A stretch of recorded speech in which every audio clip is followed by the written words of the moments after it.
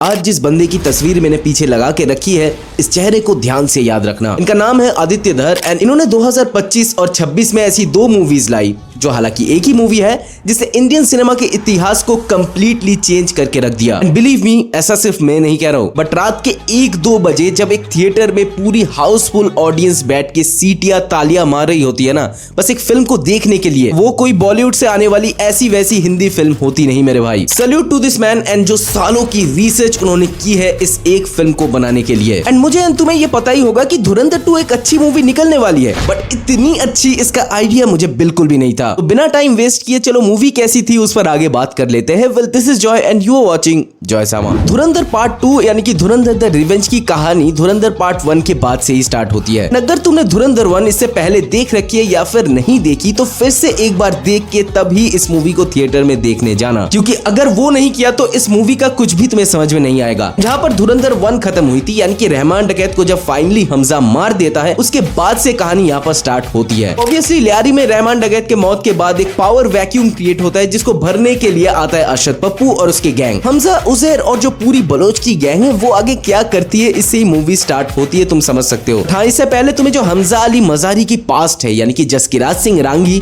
उसकी कहानी भी डिटेल में बताई जाती है कि क्यों जसकिराज सिंह रांगी को फांसी की सजा सुनाई गई थी, ऐसा कौन सा जुर्म है जो उसने किया था। वो ट्रेलर में भी दिखाया था ना, इस घर में जसकिरात एंटर करता है हाथ में गन लिए हुए, यहाँ वहाँ फायरिंग हो रही है, वो सारा कुछ यहाँ पर दिखाया जाता है। पहले वहां पर जसकिरात की जो बैक स्टोरी हमें दिखाई जाती है वो इतनी रियलिस्टिक और इमोशनल होती है, देखकर तुम्हें भी शायद रोना आ जाए। उसके बाद सीन कट होता है 2002 के अराउंड, जहां पर कहानी को थोड़ा बहुत सेटअप किया जाता है एंड फाइनली हम प्रेजेंट टाइमलाइन में जंप करते हैं। पहले जैसे मैंने मेरे वीडियो में कहा था कि कहानी को 3 टाइमलाइंस में दिखाई जाएंगी, वो भी सच निकली। तुमने पिछले पार्ट में भी देखा होगा, हमजा एक डायरी मेंटेन करता है जहां पर बहुत सारे आतंकियों के नाम लिखे गए हैं जिसको हमजा इस मूवी में हंट डाउन करने वाला है। अब ये तो वो चीज है जो तुम्हें पता होगी, बट हमजा कैसे इन लोगों को एक के बाद एक हंट डाउन करता जाता है वो देखने में असली मजा आता है थिएटर्स में। एंड भाई, जैसे एक एक सीन पे ऑडियंस ने चिल्लाया है, गानों पर नाचा है, भाई थिएटर्स में ऐसा एक्सपीरियंस शायद ही मैंने इससे पहले देखा होगा। हाँ, जवान के टाइम पर भी एक ऐसी क्राउड हुई थी, बट इस मूवी को भाई पूरा देश सेलिब्रेट कर रहा है। अभी भी तुम अगर सोच रहे हो कि भाई इसको देखने जाए या नहीं, थिएटर्स में जाना सही होगा या नहीं, तो भाई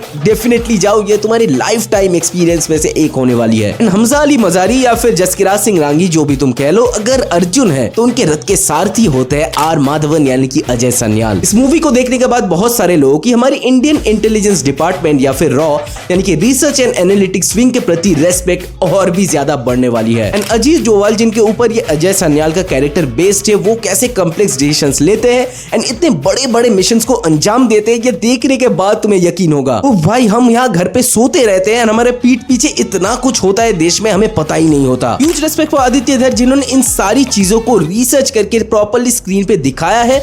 एंड ह्यूज रेस्पेक्ट फॉर हमारी इंडियन इंटेलिजेंस ब्यूरो एंड हमारी इंडियन नेशनल आर्मी। जैसे कि पिछली मूवी में ड्रामा पोर्शन थोड़ा ज्यादा था एंड एक्शन थोड़ा बहुत कम हमें देखने को मिला था, यहाँ पर भाई एक्शन स्केल 100x कर दिया है आदित्य धर ने। गोलीबारी, बमबारी, hack and slash, hand to hand combat, कुछ भी नहीं छोड़ा बंदे ने। जिस तरीके से उसे स्क्रीन पर दिखाया गया है वो बेहद ज्यादा रियलिस्टिक लगता है। हाँ, एक छोटी सी कंप्लेन मेरी होगी कि पिछले मूवी में गाने भाई बहुत ज्यादा अच्छे थे। इस मूवी में भी गाने अच्छे हैं, बट पिछली मूवी के कंपैरिजन में वो वायरलिटी गानों में थोड़ी कम है। एंड भाई, मुझे बिल्कुल भी आइडिया नहीं था एक इंडियन स्पाई मूवी में मुझे बॉनी एम का रास्पुतीन सुनने को मिलेगा, वो भी थिएटर्स में फुल वॉल्यूम में। जिस मोमेंट पे, जिस सिचुएशन पे वो गाना बजता है, भाई थिएटर्स में आग ही लगा दी। वो एक ऐसा पॉइंट होता है जहां पर तुम्हें लगेगा कि भाई सारी चीजें खत्म हो चुकी है, यहाँ पर कहानी एंड। फिर ऐसा एक ट्विस्ट आता है ना, उसके बाद भाई क्या था वो, भाई मैं अभी भी सोच रहा हूँ तो मुझे हंसी आ रही है। ट्रस्ट मी, मैंने खुद को बहुत ज्यादा रोक के रखा है कि कुछ स्पॉइलर ना निकल जाए इस वीडियो में। उस पर आगे और डिटेल में हम बात करेंगे, क्योंकि बात करने के लिए भाई बहुत सारी चीजें हैं। जिस तरीके से फिक्शनल एलिमेंट्स को इस मूवी में नॉन फिक्शनल फैक्ट्स के साथ मैचअप किया गया है, पीक डिटेलिंग बाय आदित्य धर। कुछ लोग इससे पहले धुरंधर 1 देखने के बाद कह रहे थे ना कि hyper masculinity, high on testosterone, वो तो धुरंधर 2 को जब थिएटर्स में देखेंगे वही बेहोश हो जाएंगे। तुम्हें देखने के बाद ही पता चलेगी कि इसीलिए सीबीएफसी ने 21 कट्स लगाए थे इस मूवी में। उसके बावजूद भी मूवी में इतना ज्यादा गोर और वायलेंस है, तो जिनको हार्ट की प्रॉब्लम है या फिर ये सब नहीं देख सकते सेंसिटिव कंटेंट वगैरह,